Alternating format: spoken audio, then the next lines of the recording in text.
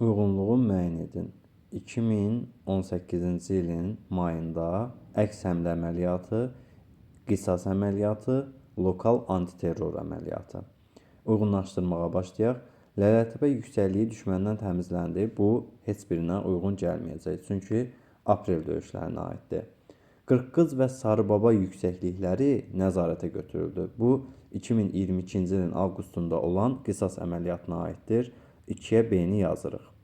Şərur rayonunun Ağbulaq və Qızılqaya yüksəklikləri ordumuzun nəzarətinə keçdi. Bu, 2018-ci ildə olan Günnüt əməliyyatına aiddir. Ona görə də 1-ə C-ni yazırıq. Erməni silahlı birləşmələrinin Xocavənddə yerləşən radiolokasiya sistemi məhv edildi. Xocavənddə, Xankəndidə, Xocalıda həmin dövr üçün deməli, biz qeyd edə bilərik ki, o torpaqlar geri qayıdır antiterror əməliyyatı nəticəsində. Və bunu da uyğunlaşdırmaq üçün məntiqlə Xocavənddə hərbi əməliyyat aparılırsa, bura qoya bilərik. 3-ə D.